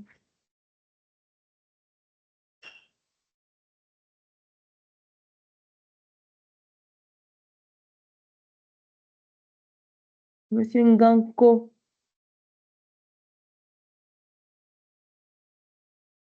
Il a écrit dans le commentaire que son micro est fermé.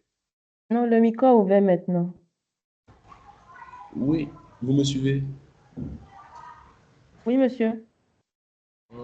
Merci bien pour la présentation de M. Kwadjo. Je voulais savoir, dans le cadre de si la sous-traitance est admise, si oui, est-ce qu'il y a un taux à octroyer aux partenaires sous-traitants?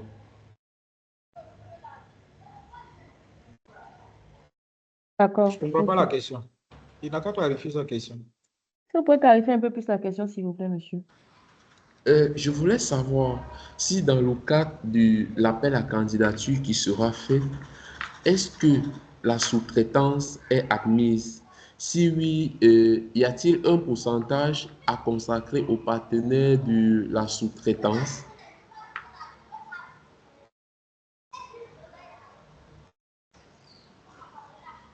Je ne sais pas si vous avez saisi ma question.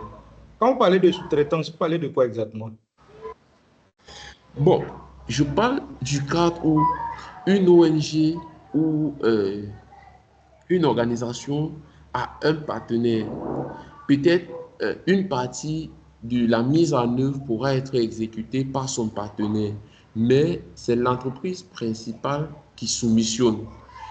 Est-ce que vous accepterez que peut-être dans la mise en œuvre sur le volet technique, si l'entreprise soumissionnaire peut céder une partie de la réalisation sous son contrôle, bien sûr, à un partenaire?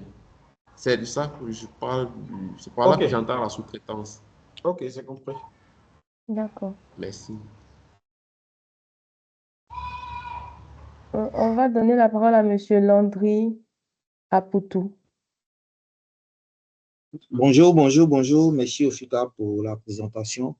En fait, ma question elle est relative aux impacts environnementaux et sociaux et tout ce qui concerne les questions du genre. En fait, j'aimerais savoir est-ce que dans l'AMI, est-ce qu'il y aura un canevas qui nous sera proposé quand nous allons faire notre impact environnemental et aborder les questions du genre, ou bien bon, on le fera en fonction de peut-être des connaissances qu'on a à la base. Je précise que je suis M. Apoutou de INADES Formation Côte d'Ivoire.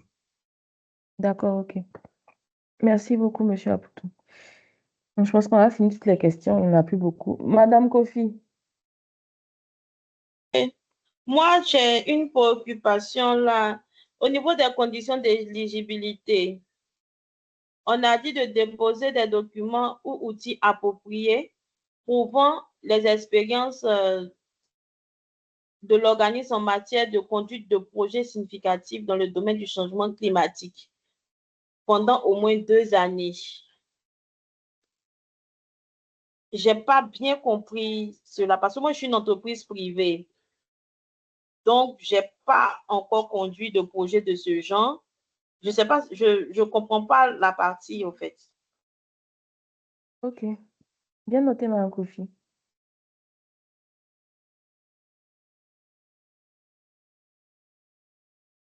Monsieur Broukwame.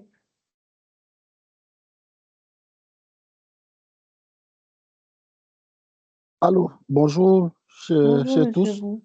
Mhm. Je suis M. Broukwame de l'ONG FDH, dont le siège se trouve à Yamoussoukro. J'ai deux préoccupations. La première préoccupation, c'est de savoir est-ce que les projets ont une répartition géographique. Je veux savoir est-ce que une ONG qui se trouve au centre est obligée de postuler au centre ou bien il peut aller postuler sur toute l'étendue du territoire national. Ça, c'est la première question. La deuxième question, nous avons travaillé dans le cadre de l'environnement, mais il y a bien longtemps quand même. On a travaillé avec le programme de microfinancement NUD, mais il y a bien longtemps.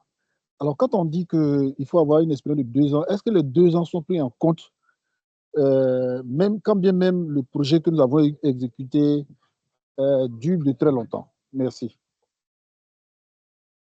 OK. Merci, monsieur. Monsieur Jean-Axel Poté. Ok.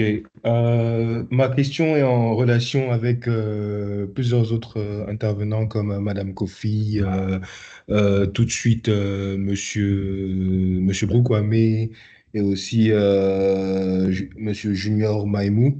Alors, comme je l'ai dit plus tôt, on est une société de conseil d'ingénierie de climat et de bas carbone et il arrive qu'on ait plusieurs parties prenantes, c'est-à-dire des ONG, des sociétés privées, Ok, je vais faire court. J'aimerais savoir, vous avez parlé de limitations comme par exemple les demandants doivent avoir au moins 2 ans d'expérience. J'aimerais savoir, en cas de consortium, est-ce qu'il est possible de pouvoir partager ces requirements, excusez-moi, ces,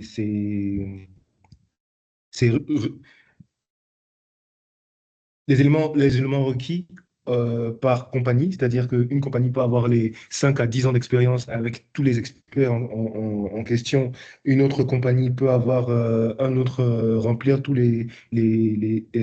un autre type d'éléments requis pour pouvoir être éligible, où il faut que toutes les compagnies aient tous les éléments requis, dont 2 ans d'expérience, dans tout ce que vous avez présenté.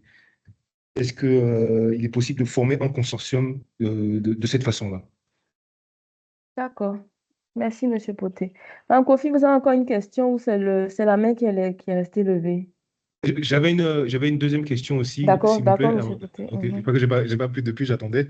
Quand le monsieur Kouadio Kouakou Fidèle a parlé de l'évaluation environnementale et sociale décisive, des facteurs décisifs de l'emploi social. Allô? Allô, je vous entends, Vous monsieur. m'entendez? Mhm. Ok, d'accord. Il avait parlé de missions de terrain. J'aimerais en savoir un peu plus Mhm. sur les missions de terrain. Donc, c'est et pour le consortium, en cas de consortium, et deuxièmement, quand monsieur Kouakou parlait de l'évaluation environnementale et sociale, il parlait de missions de terrain. J'aimerais en savoir un peu plus. D'accord, ok. Merci beaucoup. Madame Kofi? Je vous en prie, merci. C'est la dernière. Ce que je voulais demander, si on part par exemple avec une ONG et que c'est tout ce qui est demandé, c'est l'ONG qui donne tous ces éléments-là. Maintenant, nous qui sommes associés à l'ONG en termes de coordination du projet ou bien membres de coordination du projet, est-ce qu'on aura ces mêmes documents-là à déposer?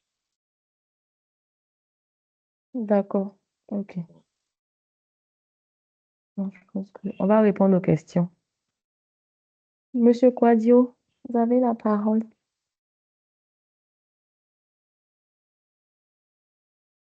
Alors, il y a eu beaucoup de questions, hein. On va commencer avec celle de Dr. Kwame qui demandait est-ce qu'on a une répartition pour les 5 projets selon les 3 thématiques. Et puis, il a parlé sur les évaluations après les 28 mois.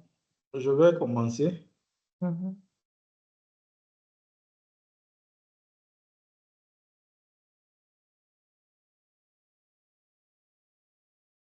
Permettez que je mette ma caméra. D'accord. Il y avait une question de M. Kwasi sur la première série des questions là, où il demandait si on a moins de 85 millions, est-ce qu'on sera éliminé? Nous-mêmes, on dira que c'est ce qu'on cherche. Si vous pouvez nous proposer des projets de 45 millions, on va les accepter. Non, c'est juste dire que le montant maximum, c'est la limite. Maintenant, en deçà de ça, vous pouvez proposer vos projets. Tant que vous n'êtes pas en dépassement de budget, ça ne pose aucun problème. Mais les 85 millions, c'est le maximum. Voilà. Donc, si vous voulez permettre au projet de faire des économies, nous, on vous dira qu'on va, on va le prendre. Alors, Dr. Kwame a demandé la répartition des 5 projets sur les 3 thématiques. Il n'y a pas de répartition par thématique. La seule différence, c'est que le projet qu'on va choisir pour poursuivre l'aventure, ça sera dans la thématique agriculture, c'est tout. Sinon, il n'y a pas de répartition par thématique. Si on a eu les 5 projets en agriculture, on les prend. Si on a eu les 5 en ressources en eau, en zone côtière, c'est ce qui va être retenu. Et il a encore demandé, est-ce que le projet qui va être sélectionné aura une évaluation parallèle ou ça va se faire après la mise en œuvre? Non. Il y a des critères spécifiques qui sont intégrés dans les critères. Et ça fait partie du dossier d'appel à projet. Vous allez le voir dedans. Donc, si vous voulez que votre projet fasse partie de cette sélection spéciale-là, il y a des critères auxquels il va falloir répondre dans votre dossier de soumission. Et comme je l'ai dit, c'est un projet qui concerne seulement la thématique agriculture. Et les 20 points supplémentaires vont être octroyés par un de nos partenaires avec une structure de recherche qui sont en train de recruter.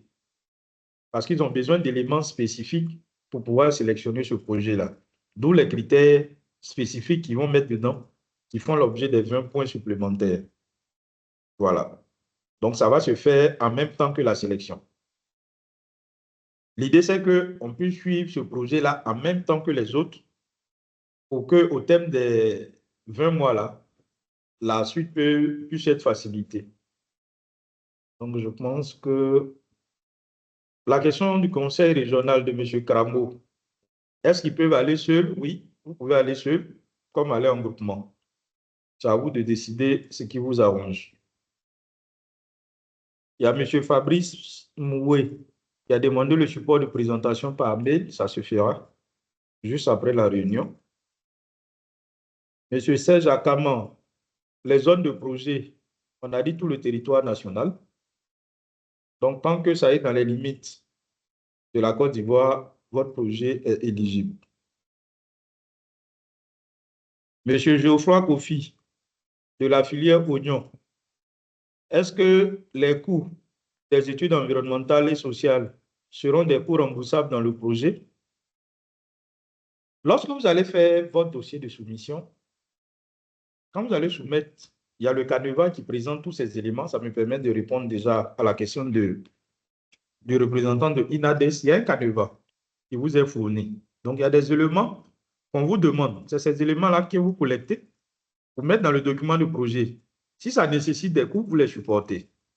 Mais dans la mise en œuvre du projet, il faut que tous les coûts liés à la prise en compte des questions environnementales et sociales, vous les budgétisez dans votre projet.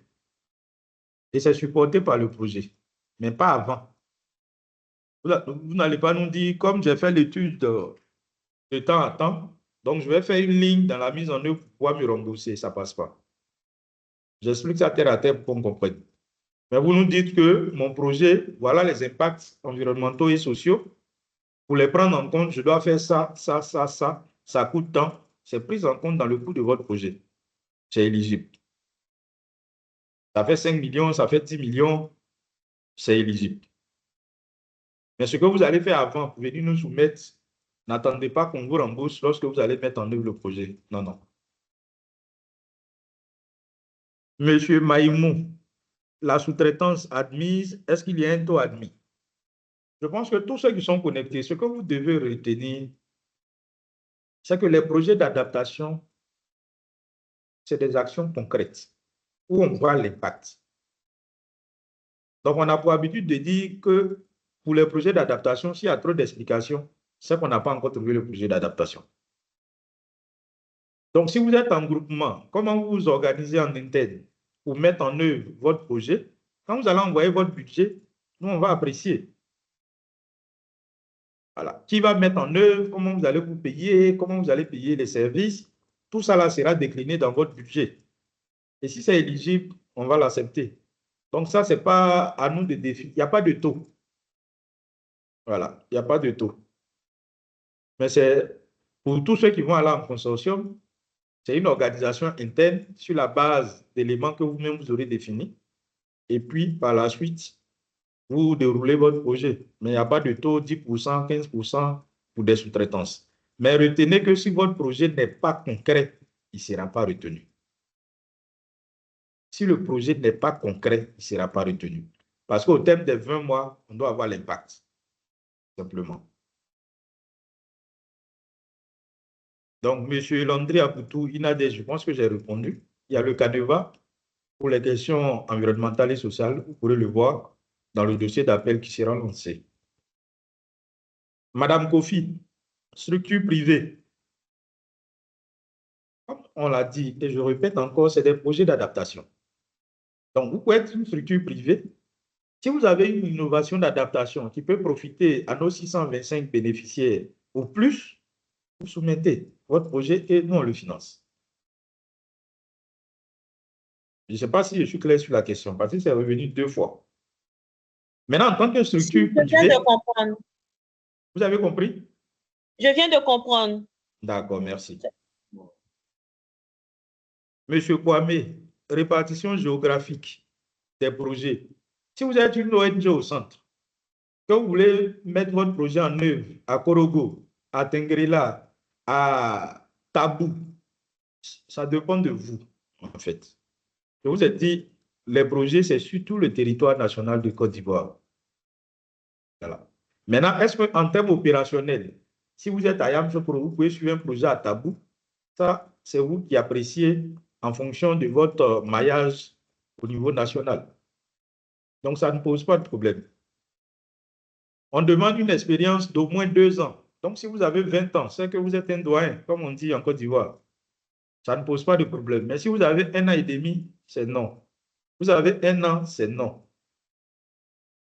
Et M. Poté a demandé si on est dans un consortium, qu'il y a d'autres qui ont moins de 1 an, d'autres ont 5 ans, d'autres ont 6 ans, qu'est-ce qu'on fait? Je vous ai dit tout à l'heure, il y a un ensemble d'éléments qu'on demande. Et celui qui sera en avant, c'est le chef de file. C'est le chef de file. Maintenant, tous ceux qui sont derrière, on peut dire que c'est une équipe, mais vous présentez une organisation qui est votre tête d'affiche. Donc, si cette organisation-là remplit les conditions, nous, on déroule. Oui, monsieur Poté. Donc, si je comprends bien, ça veut dire que vous regardez seulement le chef de file et les autres derrière, c'est juste comme des figurants. Pourquoi vous mettez en consortium, par exemple?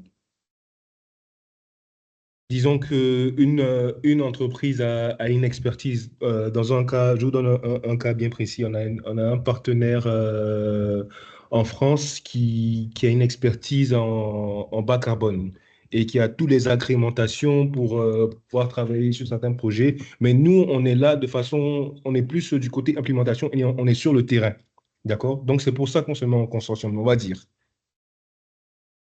Donc, vous mettez en consortium pour profiter de l'expertise de l'un ou l'autre. De l'un ou C'est l'autre. ça. Oui. Oui, c'est ça. Donc, mettez en avant le chef de file qui a le plus d'expérience par rapport à ce qui est demandé. D'accord, d'accord. Voilà. Parce que c'est le chef de file qui doit remplir tous les critères. Les conditions. Ok, d'accord.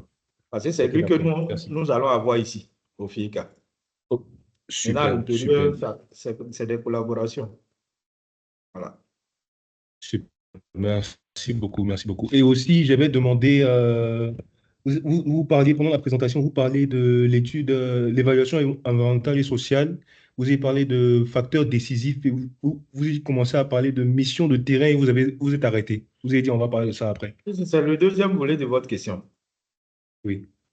Donc, comme je l'ai dit, on va présélectionner, Madame Diaby, c'est 10 projets, hein, c'est ça? 5. Non, Non, présélectionner. oui, 10 projets, 10 projets. On va présélectionner 10 projets. Et à la fin, on va sélectionner 5. Donc, la mission de terrain, comme vous allez le voir dans le dossier de soumission, le CADEVA, il y a un certain nombre d'éléments qu'on demande pour l'évaluation environnementale et sociale, et puis le volet genre. Donc, c'est ces éléments-là que nous, on s'en va vérifier sur le terrain. Parce que c'est ça qui va faire la différence entre les 10 projets présélectionnés. Dans votre dossier de projet, vous pouvez nous dire non, pour prendre en compte les questions environnementales, on va faire ça, on va faire ça, on va faire ça. OK, sur cette base-là, vous êtes présélectionné. Maintenant, on fait la mission de terrain pour confronter ce que vous avez dit et puis la réalité du terrain. Et puis, on fait l'évaluation. C'est bon? OK, d'accord. Oui, je pense que c'est assez correct. OK, Voilà. merci beaucoup. Donc, je pense que c'est toutes les questions de ce volet-là. Madame Diaby, est-ce que j'en ai oublié? Il y a monsieur Serge qui avait demandé est-ce que toutes les régions de la Côte d'Ivoire sont concernées par le projet? Oui. D'accord. Et puis, il y avait sur les 2 ans, monsieur Kofi qui disait qu'il n'avait pas bien compris les conditions d'éligibilité. Les 2 ans? Les 2 C'est au ans. moins 2 ans d'existence. Au moins 2 ans d'existence. Voilà. Donc, si votre entreprise a été créée en 2022, en 2021, en 2023, on va regarder la date. Si vous avez été créé le 1er janvier, c'est ces éléments-là. Mais je pense que ne vous compliquez pas, comme je dis là, ne vous compliquez pas la tâche. Prenez simplement ce qu'on a dit et puis rentrez dedans. Parce que tout ce qui nécessite des explications, ça nécessite un arbitrage et ça devient compliqué. Mais on insiste sur l'impact de votre projet. Un projet concret d'adaptation. Il y en a tellement simple, implémenté au bout d'un certain nombre de temps, on a le résultat. Donc, n'allez pas vous compliquer dans des choses, dans des thématiques, je veux dire, trop complexes. C'est la raison pour laquelle on organise cette session. Voilà. Parce que pour 85 millions, c'est beaucoup, mais en même temps, aller vraiment directement à des actions qui nous donnent des résultats dans l'immédiat. Quand on vient évaluer, c'est clair, c'est simple. Voilà. OK. Donc, c'est bon ou on a d'autres questions? Je ne vois plus de main. Ici, il y a monsieur Étienne Kouman qui vient de lever la main.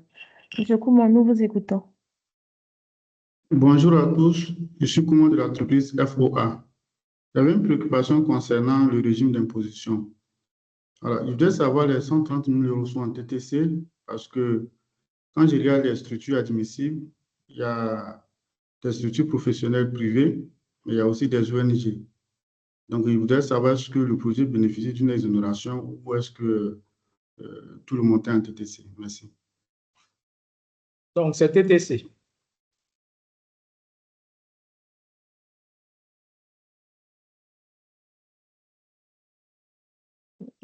On a une autre merci. question de Monsieur Ndoufou. Oui, bonjour madame. En fait, Bonjour, monsieur. j'aimerais que vous nous faites parvenir le lien de l'enregistrement de la réunion si possible. En plus D'accord. des documents, quoi. OK. OK, merci, monsieur. Monsieur Jean-Axel Poté. Encore moi. D'accord, je pense que ce sera la dernière question. Je voudrais savoir la période de soumission. D'accord? La période de désolé, je parle anglais, donc souvent c'est un peu difficile pour moi. La période de recevabilité des projets. Donc, ça commence quand et ça finit quand? Ici, c'est à l'intérieur des documents, ça va, je m'arrête là. OK, merci, monsieur Poté. Madame Diaby, vous pouvez Merci à vous. répondre à cette question.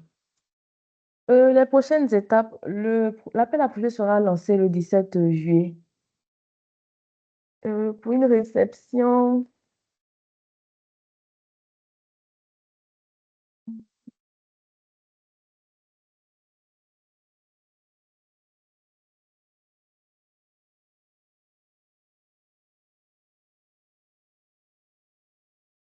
du 17 juillet au 29 août.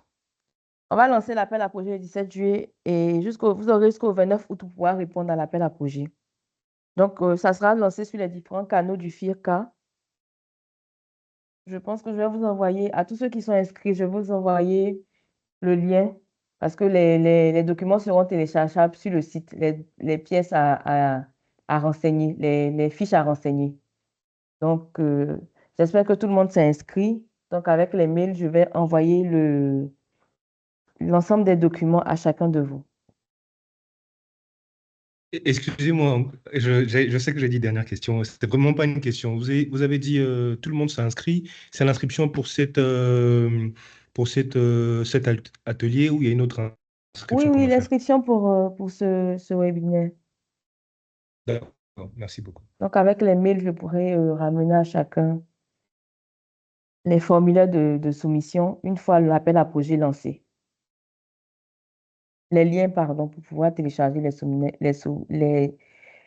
formulaires de soumission.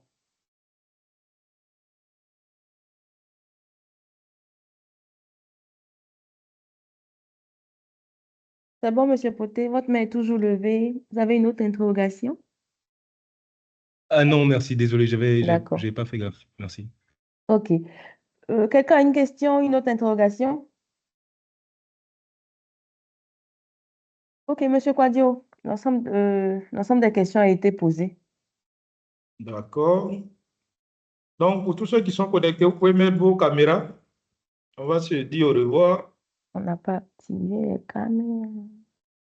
Monsieur Quadio, excusez-moi, vous avez dit qu'à la fin de la session, vous avez dit la date à laquelle le projet, l'appel d'offres sera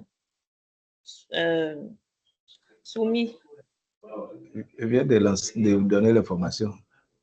Le 17 juillet. À partir du 17 Excusez-moi, juillet. je n'ai pas suivi. Le 17 juillet. Oui. OK. Et vous avez jusqu'au 29 août. Donc, dans l'intervalle de temps, on va recevoir tout ce qui est questions, clarifications.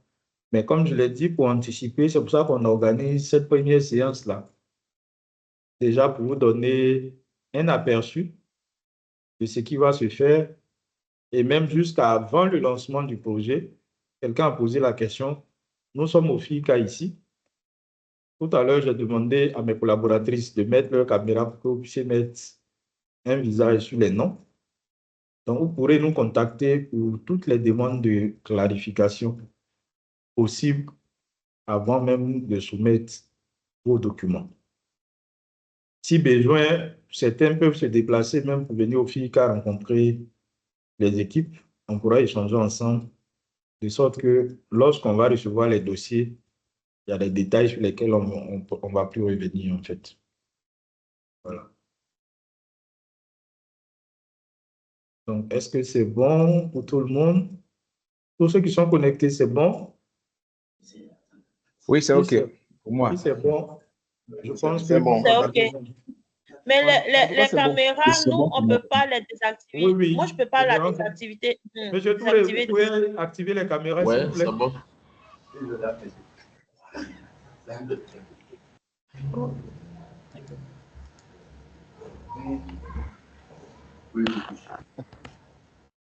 Voilà.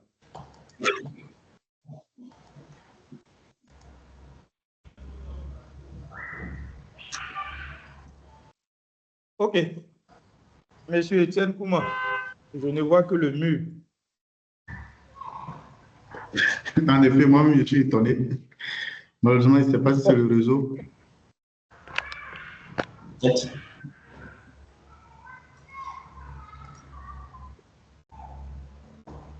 La caméra n'est pas encore activée chez moi, docteur Kwame Martin. Madame Diaby, ils disent que la caméra n'est pas activée. Non, je n'ai pas vu ta photo. Elle est maintenant activée. Hein? Toutes les caméras sont activées normalement. Maintenant, c'est à chacun d'activer de son côté la caméra. De son côté.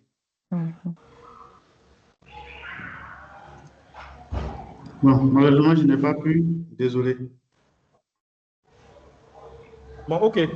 On va conclure. C'est pour que si on se rend compte, on ne puisse pas se dépasser. Mais bon. C'est ça. Voilà. Donc, vraiment, au nom de mon équipe, on tenait à vous dire merci. Je pense qu'on a demandé 2 heures. Madame Diaby, c'est bien ça? Hein? Oui, oui. C'est ça. Et il est 11h54. Il nous reste 6 minutes, c'est ça? 12h30 la fin, 2h30.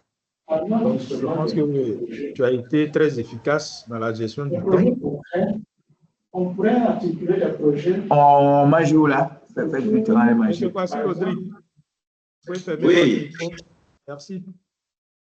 Ah, OK. Donc, vraiment, merci à toutes et à tous d'avoir participé à cette première séance. Comme je l'ai dit tout à l'heure, on reste ouvert jusqu'au lancement de l'appel. Mais lorsqu'on va lancer l'appel, il y a des questions auxquelles on ne pourra plus répondre.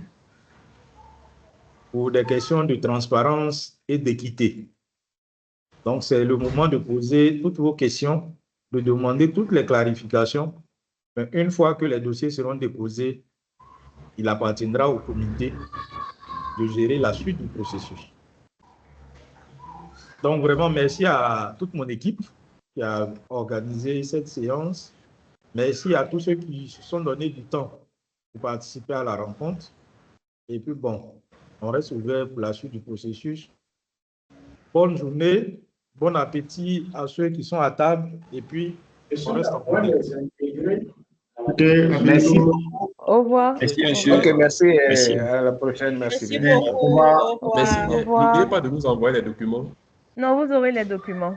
Merci beaucoup. OK, merci. Bonne journée à tous. Bonne journée. Merci. N'oubliez pas aussi le lien de la vidéo, s'il vous plaît. J'ai pas S'il vous compris. plaît, Madame Diaby. Oui. Le lien de la vidéo. D'accord.